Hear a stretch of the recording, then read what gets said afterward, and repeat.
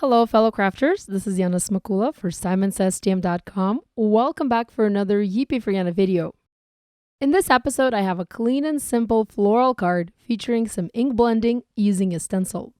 I'm just returning back from a trade show that I visited in Germany. I demoed all week there and I think I lost my voice. I also caught a little cold, so I'm just recovering from that. I'm almost over the cold, but my voice hasn't returned just yet. So I do apologize about that, but I hope you will still enjoy this video. I simply adore the new stencil design from Simon, the big, beautiful flowers from the Peony Bouquet stencil. I'm going to ink blend the flowers in various colors of ink on white cardstock. For this, I'm taping the stencil in place using low-tech tape to the panel, or rather, taping the panel to the back of the stencil. This will make sure that the paper stays in place and it's not going to move while I do my ink blending.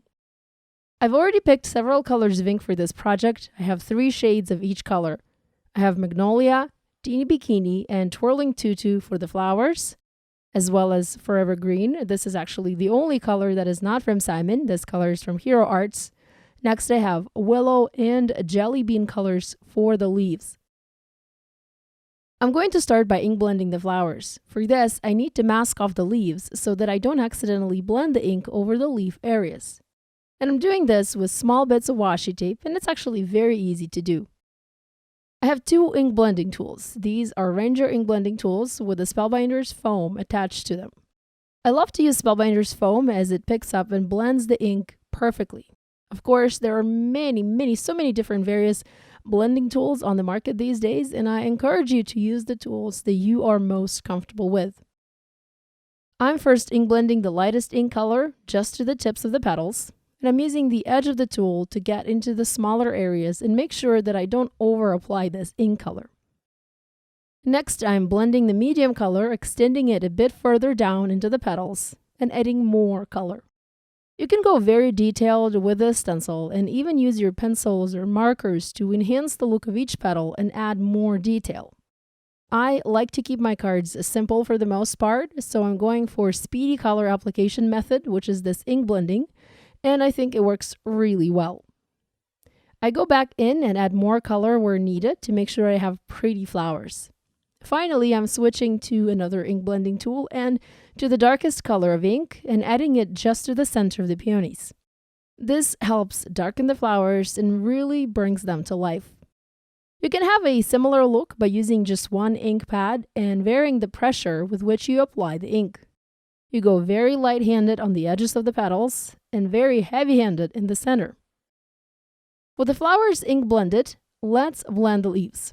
I've removed the tape that was masking the leaves, and now I'm using fresh pieces of tape to mask the flowers. I need to do that so that no green ink will get on the beautiful ink blended petals that we just created.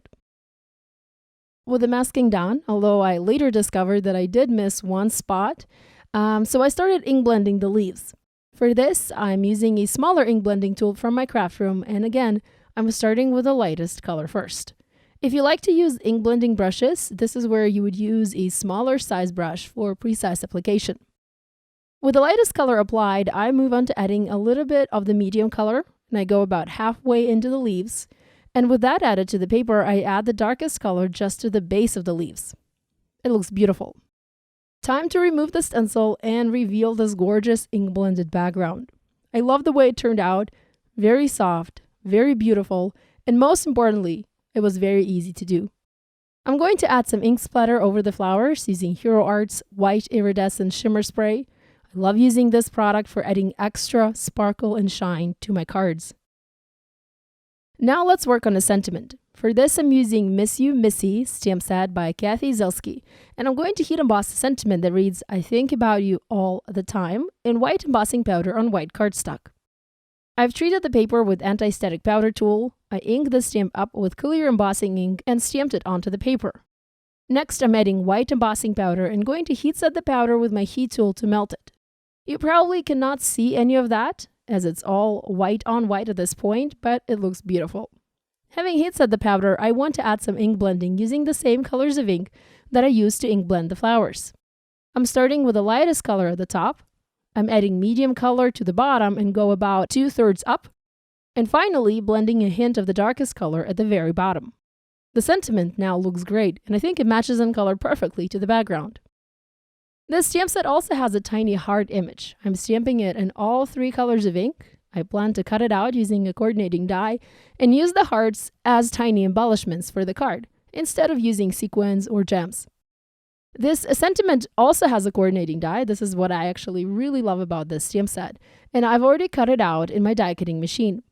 I also die cut a shadow layer from black cardstock, and now I'm using glue to adhere it to the back of the sentiment to create a bit of a drop shadow effect. I have already trimmed the panel to 4 by 5¼ inches, and I foam mounted it to an A2 white card base. Next, I'm using foam adhesive squares to foam mount the sentiment, and I'm also using half of the small squares, to foam mount the tiny pink hearts. I'm scattering them diagonally on the panel. And that finishes this simple card. It was easy and quick to make, and it is also one that would be easy to mass produce should you need to do so. I hope you'll give this idea a try using these or other stamps and stencils from your stash. If you do, remember to share online and tag us on social media. We always love seeing what you guys are making. On the screen, there is a link to a playlist with all of my videos featuring Simon Says stamps. Subscribe now not to miss any new card making videos. Thanks for watching. I'll see you next week.